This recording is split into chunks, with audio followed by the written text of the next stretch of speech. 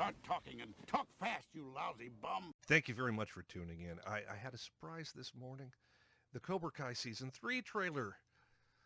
It was known previous. I didn't know. I gotta get my head out of the sand. In any case, let's take a look. Boy, it's gonna whet the appetite. I won't be able to wait for the remainder of the month. Well, I gotta learn patience somehow. Patience does not exist in this dojo. I thought I was doing the right thing, but I failed you. Got a lot of flashback images, new dialogue from Johnny. New dialogue about how he sees what's happened at the end of the previous season as he's talking to Miguel in a coma. We presume Miguel is still in a coma. We have no reason to believe that every bit of audio is over the exact bit of video that we see in the trailer, because that can be edited. It's well known they may do that. He may be saying this to a conscious Miguel. He probably is saying it to Miguel in a coma.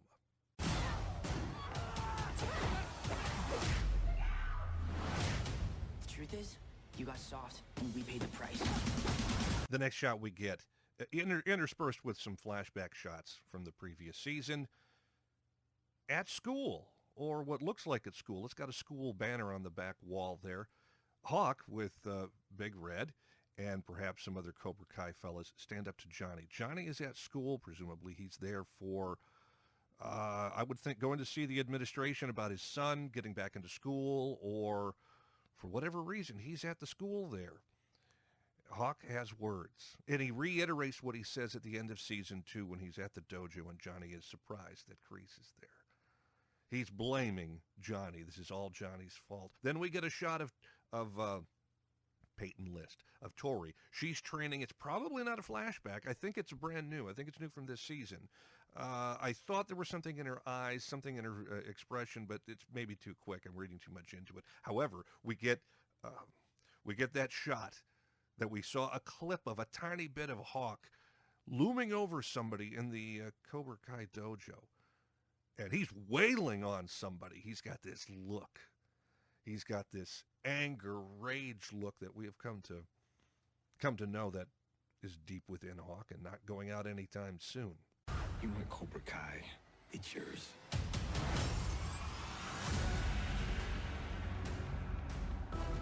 The whole reason these kids got into trouble was because of us. We can't let them suffer because of our issues. The only way to end this is by working together. Quite a bit more flashbacks with voiceover from Daniel talking about their problem, their responsibility. Daniel doesn't sound like he's on the same crusade. He might still be on one, but it's clearly he's working with Johnny, or suggesting that the two of them work together to solve the problems they created. It's their responsibility. That's what they need to do. But then we get this picture of Robbie. It's probably recent. It's probably during the series. However, he looks like a baby. It looks like he was having trouble earlier in his life when he was, I don't know, a couple of years before high school or before the series. It's got to be now, but he just, in at least a couple of the frames, it looks like a baby. Then we see Sam going into school, and there's a check-in station with security guards, and I think they get wanded to detect for weapons. However, they didn't fight with weapons last time, but certainly the school might be wringing their hands and escalating the situation, anticipating weapons next time. Preventive medicine or creating more of a problem.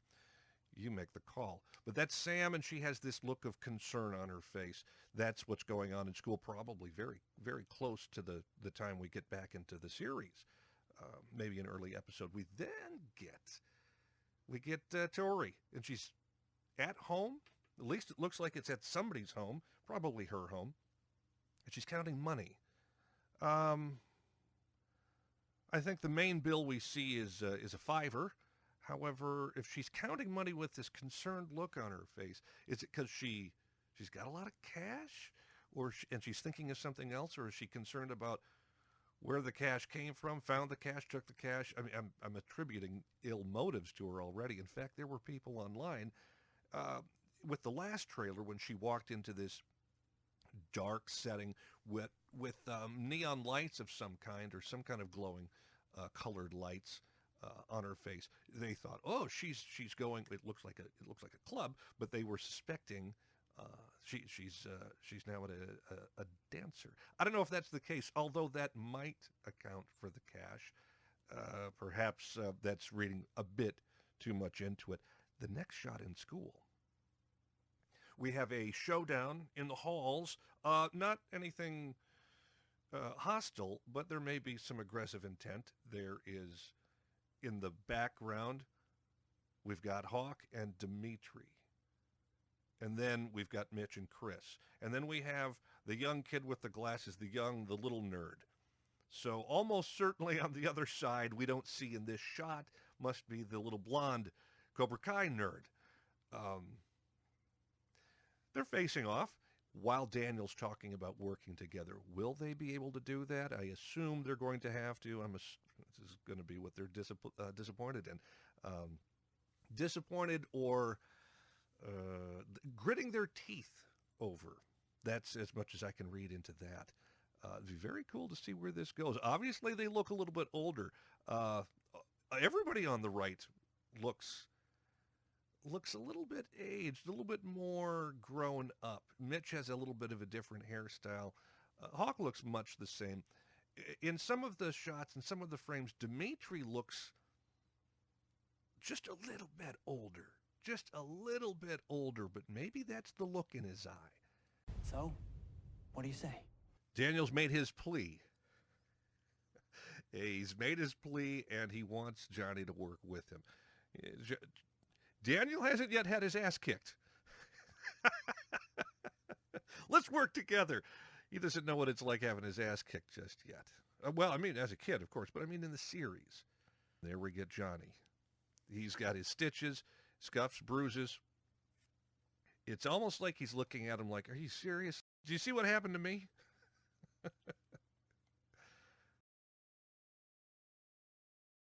Miguel wakes up from his coma, and then we go to Cobra Kai. And it's Daniel LaRusso.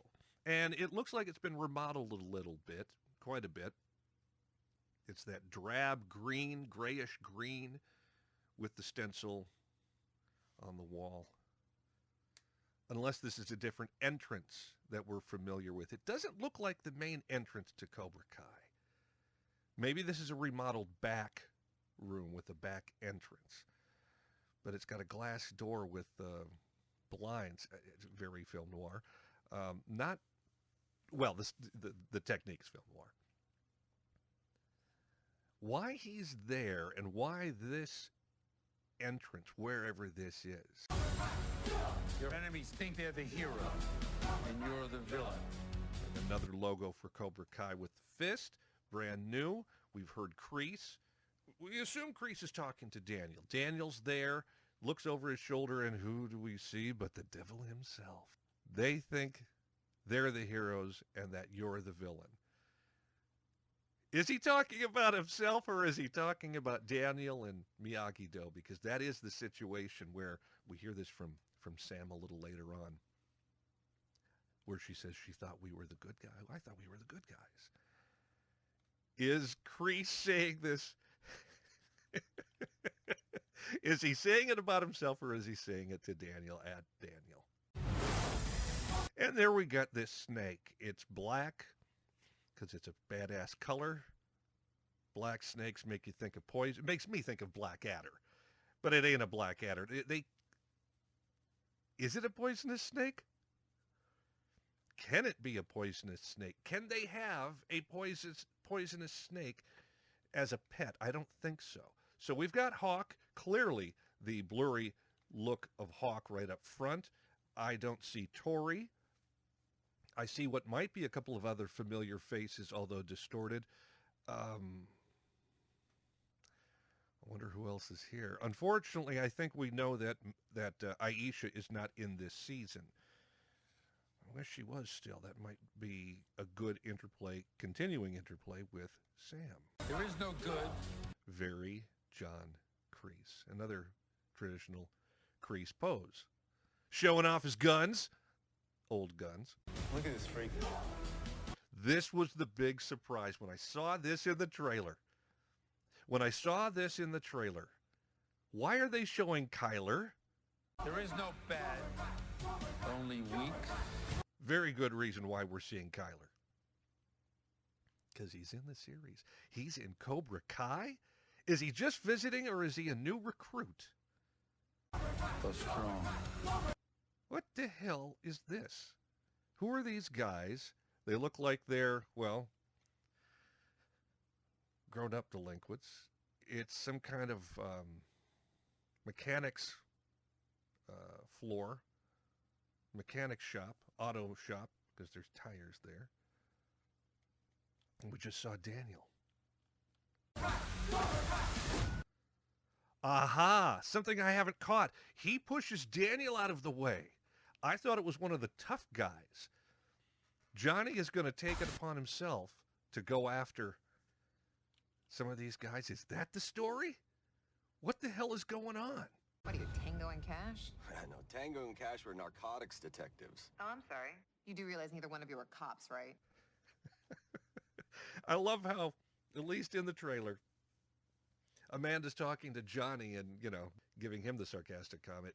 He's scuffed up, so I suspect it's after this fight, but her line, Are you, Tango and Cash? as she's saying that, Daniel's just shrugging his shoulders as if, yeah, I've been trying to tell this guy.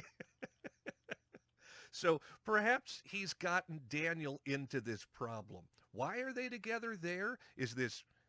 Are these people associated with Tom Cole? Or are they associated with another auto group, or is that nothing totally related? Is Daniel there on legitimate reasons, but he's getting intimidated by these guys? Johnny's with him, and he knows there's trouble, and he strikes first. That's what comes to mind.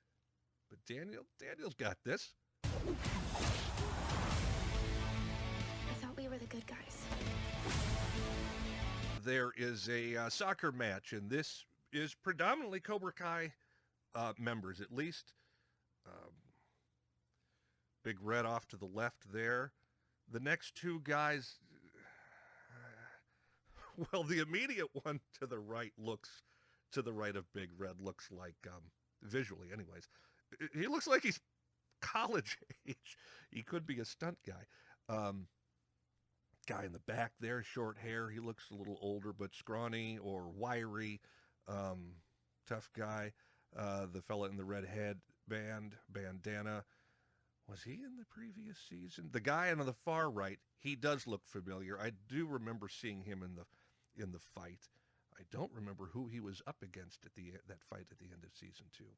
But these guys are going off to play soccer. Shirts against skins. Technically, the red tanks or the orange tanks are, I guess, technically the shirts, which means if you're not wearing one of those red or orange things, you're skins, and it's Dimitri against Hawk. And initially it looked like Hawk was totally unaware of Dimitri. Is this Dimitri lashing out, or is this the continuing feud between the two of them? Is Dimitri getting hardcore? Is Dimitri getting a cold exterior and strike first, strike hard, no mercy attitude? Or is it just a grudge against Hawk? Is it strictly against Hawk, or is he adopting that attitude to everybody, that philosophy? Sam reiterated in a slightly different way what Kreese said. I thought we were the good guys. Aren't we good guys? We try to be.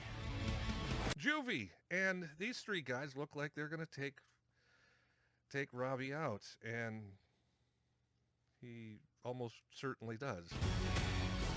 Yeah, that's severe. His face isn't bruised up. We see that later. Maybe it happens before with a different fight, but I suspect this is his first rough encounter. How he doesn't get a couple of these guys down first, how he doesn't strike out, perhaps because of his guilt of what's happened with Miguel and his role in kicking him over the edge. Maybe he refuses to fight. But he looks like he's taken a severe beating there. One thing I do know for sure, you can't run away from your problems. Presumably this is some kind of fun house. It's the club that people thought was a club last time this shot was in the trailer with Tori. Now, if this is a Halloween fun house or a haunted house, something like that, or an arcade type place, Sam is in a fighting stance and there's been some scuffle going on. Is this going to be Sam against Tori, or are they going to find out that they were at the same place at the same time later? We don't necessarily, from what I can tell, we don't see them together. Can't run away from your problems. Daniel says we can't run away from our problems. You can't run away from your problems. He is essentially espousing a similar belief that Johnny has. You got to stand up for yourself. Technically, Tori is in the same way. You got to fight for what's yours. You got to fight so somebody doesn't take it away. You can't run away. Slightly different angles, slightly different interpretations of the generally the same rule. Stand up for yourself and don't let other people deal with your problems. Solve them yourselves the way you can. So presumably this is him back from Okinawa. Things are better. Sam's happier. Not that we would see the scar on her arm at this position, but her mentality, her attitude is healed. I might never be able to... Yeah, this is Johnny Lawrence teaching the way he knows how. Never, can't. Those are just words, they're meaningless. Well, here, Sholo looks a little bit older. Miguel looks a little bit older. Yeah. Look at that. Did she actually hit him? I'm not you have to have staged hits and staged slaps. I was fortunate enough to be in an interesting little stage sketch where a gal was supposed to slap me for saying something. And she said to me, "How do you want to do this?" And I said, "What do you mean? I want you to slap me." She says, "But you sure? In stage combat, you don't do that sort of thing." And I said, "It's physical comedy here. It's just a slap. It's not like you're actually punching me. You slap me." So she did. But it does look like perhaps with the light and the shadow there, perhaps he did. His face might be recoiling from an actual hit. But if you keep doing that over and over and over again, then, the face does look a little red occasionally. Not that Martin Cove can't take it. Hey, good on you, Martin Cove. But yeah, that's a mom. You're not a kid anymore. The world doesn't just get handed to you. And here's a surprised Sam at Miyagi-Do with a visit from Tori. What if they're giving us something and expecting us to interpret it one way when it's different? What if this is here, a visit with an olive branch? The fact that Sam has this surprised look on her face does make me think, olive branch. She's surprised. The audience is surprised. And Tori might, she does look like she has a stare down expression, but there might be more to that than meets the eye. There, Robbie. Not only was previously he was clearly in pain, but his face wasn't scuffed up. Now he's clearly scuffed up, clearly bruised and injured, but his expression is not necessarily unvarnished pain and anguish. He's probably in pain, but he looks like he's actually got the upper hand, not in the fight, in whatever the situation is. He looks a little, not in the traditional way we've seen Robbie Keane look smug. He does look smug, like, yeah, you're beating me up, but you haven't got what you think. Now, Johnny, he's at Cobra Kai. He's going to the back, and he does this kick in the air, but I don't think he's kicking anybody. I think the impression I get is there's a couple of frames of his face where it's like he's punching the air. It's like he's, yeah, I don't know. You want something, you have to crawl across the floor. Now we have a challenge, some kind of a tournament. It's not lit the same way the All Valley tournament was. And we see 4 guys in white gi with black accents. On the left, there's 3 students, 3 challengers with blue gi. They might be older, they might be referees, but the first thing that comes to mind is Topanga Karate. However, their blue might be brighter, and I thought they had yellow accents. The fact that they're not brighter blue might just be because it's darker there. But I wonder who that is. Clearly, we've got Miguel fighting. He's back in shape. He's back able to do what he needs to do. What kind of test is this? Is it a challenge, or is it some kind of a competition? Is it some kind of demonstration? Johnny says he's got to crawl across the floor using your teeth if you have to do whatever you can. This is his physical therapy training. We know the kind of training Johnny's involved in. First season, he tied Miguel's hands and pushed him in the pool. Kick. Learn to kick. How? By kicking. You're going to have to kick if you're going to stay afloat. The do or die training. Hardcore Johnny Lawrence Cobra Kai training. Now he gets to be the physical therapist and do what we loved in season 1. Use your damn teeth if you have to. Now that's juvenile detention. That's got to be, because Robbie's there, but Sensei Kreese is there. Looks like a warning or a notice or a list of rules on the back wall. The same chairs, not very decorative, very serviceable. What's Kreese doing there with Robbie? What is he doing there? Is he challenging him? Is he putting him on notice? What is this meeting? Is he talking to him on behalf of his dad? Or is Robbie talking to him on behalf of his dad? I'm always going to be right here next to you. Because I'll always be your teacher. In a way, he was like a father to Miguel in season 1 and to a certain extent season 2, because he didn't have Robbie there as his son until the end. At the end, there was a new beginning for the two of them. Is he establishing with Miguel, yeah, I'm trying to spend time with my son. I'm trying to mend this relationship, but look, you're always going to be my student, and I'm always going to be there for you. Is he encouraging him, saying, look, I'm not going to ignore you. You're still an important person to me, an important part of my life. But I have another important part of my life that I have to make sure works. And he's the guy that put you in the hospital. A difficult conversation to have.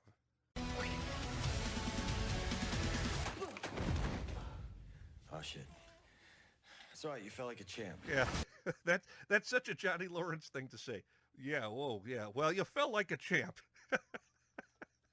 It is positive. It is encouraging. It really is. And it is also funny and very in keeping with Johnny Lawrence as well. The music, the rendition of Auld Lang Syne playing with a perceived heavy metal edge. And then it comedically stops cold when Miguel falls out of the bed. Mr. Miyagi taught me everything he knew. Now we get the Okinawa shot. Now we get to see Daniel goes to Okinawa. I don't know how long he is going to be there, but presumably it's going to be a short amount of time, shorter number of episodes are affected by his being gone from the valley.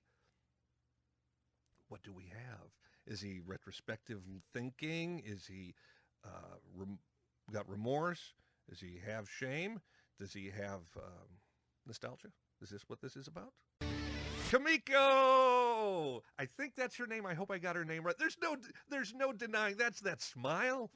A welcome addition and return to the rest of these characters. Let us find out. And of course, Chosen. He has weary eyes now. He has the eyes of an older man. He has the eyes of a grown man. A grown man with a little... is he tired? Is he a little sad? Is Sato dead? Well, the actor who plays Sato is dead, but is that what we see in his eyes? Or is there something different? A different emotion, a different thought, a different feeling? Or is it just the cold look for seeing Daniel again?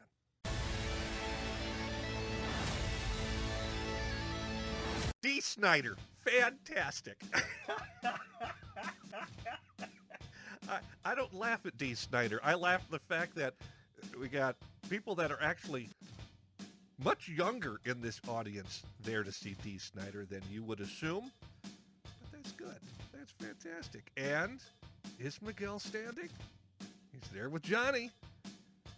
I wonder what song D is going to play for us. Now I got to wonder about this. It looks like Christmas trees with Christmas tree style ornaments. But the colors are very different. And it's very light, very white, very bright. Christmas? Or is this a wedding? He looks like Don Johnson. Is this a mistake? I don't think this is a mistake. Maybe the shirt wouldn't have been black. With Don Johnson, maybe the shirt would have been a pastel. Maybe not for Johnny Lawrence, though. Is this a wedding or is this some other kind of party? Who are these people? We've got a bunch of blonde women. The head that's obscured just to the right of Johnny could be a young fella or it could be a girl. Can't quite tell. But then there's this guy to his left. Dark hair, dark skin, swarthy looking, could be Italian. Probably not. Who is he? Why is he here? Is this a thing for Cobra Kai? Is this a thing for karate? Or is Johnny the what do they call them? A chaperone for a school dance, a school party? I need to know what this is, and there's no way I'm going to find out right away. There is somebody to the left that's obscured by the door. Is it security? Is it somebody taking tickets? Is it somebody playing a musical instrument, like a stringed instrument? You can't tell with just that hand there.